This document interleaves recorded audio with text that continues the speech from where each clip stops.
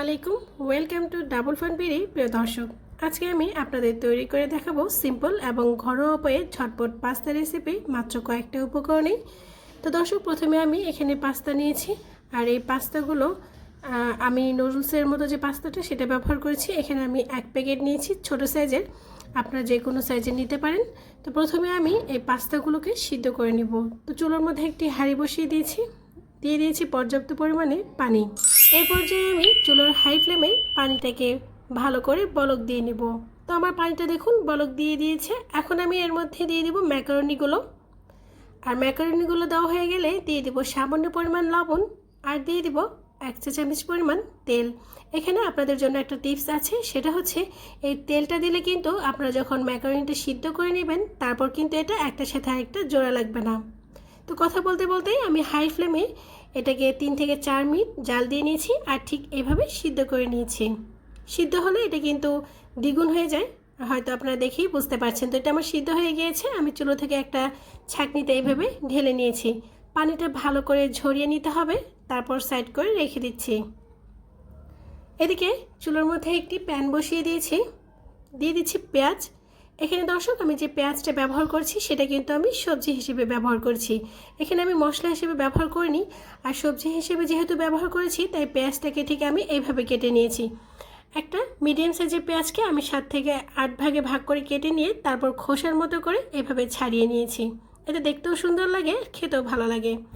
দিয়ে দিলাম তেল। এখানে আমি 2 টেবিল চামচ পরিমাণ তেল ব্যবহার করেছি, আর দিয়ে দিলাম কাঁচামরিচ ফালি। ঝালটা যে যেমন খেতে পছন্দ করেন সেরকমই দিয়ে দিবেন। এখন চুলোর মিডিয়াম ফ্লেমে আমি পেঁয়াজটাকে একটু ভেজে নেব। এটা আসলে খুব বেশি ভাজার দরকার নেই, এতে করে পেঁয়াজের কালারটা চেঞ্জ হয়ে যাবে। তারপর দিয়ে দিলাম বড় সাইজের একটা টমেটো কুচি করে নেওয়া। চুলোর মিডিয়াম ফ্লেমে আমি এটাকে আরও 1 মিনিটের মতো ভেজে নেব।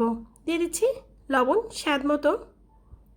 আর খেয়াল রাখতে হবে, আমরা কিন্তু ম্যাকারনি সিদ্ধর সময় অলরেডি লবণ ব্যবহার করেছি, তাই এখানে একটু বুঝে লবণটা দিয়ে দিতে হবে। তো এইভাবে অনবরত নাড়াচাড়া করে নিয়েছি। এখন আমি এর মধ্যে দিয়ে দিচ্ছি 1/2 চা চামচের থেকেও কম গোলমরিচের গুঁড়া। এতে সুন্দর একটা স্মেল আসবে।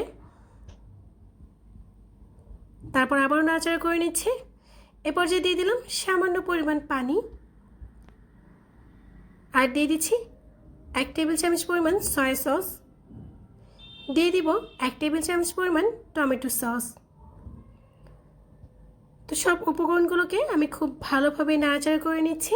এখানে আমি যে ডার্ক সয়া সসটা ব্যবহার করেছি তার মধ্যে কিন্তু লবণ অলরেডি দেওয়া আছে, তাই সয়া সসের পরিমাণটা একটু বুঝে দিতে হবে। এখন এটাকে আমি 1 থেকে 2 মিনিটের জন্য মিডিয়াম ফ্লেমে কষিয়ে নিব।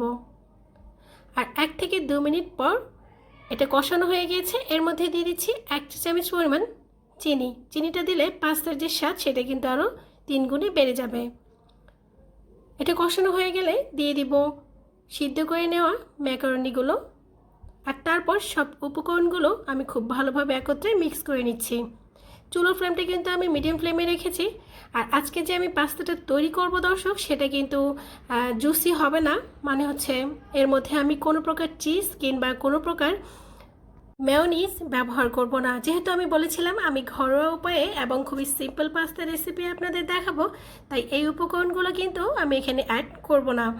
অনেকের ঘরে কিন্তু এই উপকরণগুলো সচরাচর থাকে না, তাই না থাকলেও কোনো সমস্যা নেই, আপনারা খুব সহজে এইভাবে পাস্তাটা তৈরি করে নিতে পারেন। তো দর্শক, আমি চুলোর ফ্লেমটা মিডিয়াম টু লো ফ্লেমে রেখেছি, আর তারপর সব উপকরণগুলোকে ভালো করে মিক্স করে নিয়ে আরও 2 থেকে 3 মিনিট আমি মিডিয়াম টু লো ফ্লেমে এটাকে জাল দিব। আর 2 থেকে 3 মিনিট পর এটা কিন্তু আমার হয়ে গিয়েছে। আমি চুলো থেকে নামিয়ে নিয়েছি। এটা কিন্তু একটু ঝরঝরা হবে। তো আমি আপনাদের সামনে এটা পরিবেশন করে দেখাচ্ছি। এটা দেখতে যেমন সুন্দর, খেতেও কিন্তু অনেক মজা। আর এই পাস্তাটা কিন্তু দর্শক অন্যান্য পাস্তার থেকে একটু স্পাইসি, একটু টক ঝাল মিষ্টি, মানে এক কথায় এক পাস্তার মধ্যে আপনারা সব রকম টেস্ট পাবেন। এ পর্যায়ে আমি সাজানোর জন্য একটু ধনেপাতা কুচি দিয়ে দিচ্ছি। যারা ধনেপাতা কুচির ফ্লেভারটা পছন্দ করেন তারা দিয়ে দিবেন, আর যারা পছন্দ করেন না তাদের দেওয়ার দরকার নেই। আমার ধনেপাতা কুচির ফ্লেভারটা ভালো লাগে, তাই আমি একটু ধনেপাতা কুচি দিয়ে দিলাম। এ পর্যায়ে চাইলে আপনার উপরে একটু টমেটো সস অথবা একটু মেয়োনিজ দিয়ে দিতে পারেন, যদি সেটা বাসায় থাকে। না দিলেও কোনো সমস্যা নেই, টেস্টেও কিন্তু কোনো চেঞ্জ হবে না। তো এটা খেতে অসাধারণ লাগে, আমি একটু আপনাদের খেয়ে দেখালাম। আর এটা অনেক ঝরঝরা হয়েছে। আশা করছি খুবই অল্প সময়ে অল্প উপকরণে তৈরি এই রেসিপিটা আপনাদের অনেক অনেক ভালো লেগেছে। বাসায় ট্রাই করবেন, আপনারা আত্মীয় স্বজনকেও তৈরি করে খাওয়াবেন। ভিডিওটি ভালো লাগলে প্লিজ চ্যানেলটি সাবস্ক্রাইব করবেন, সেই সাথে লাইক কমেন্ট অ্যান্ড শেয়ার করবেন, আর পাশে থাকা বেল আইকনে ক্লিক করতে ভুলবেন না। এতে করে নতুন সব ভিডিও আপলোড দেওয়ার সাথে সাথে সবার আগে পেয়ে যাবেন।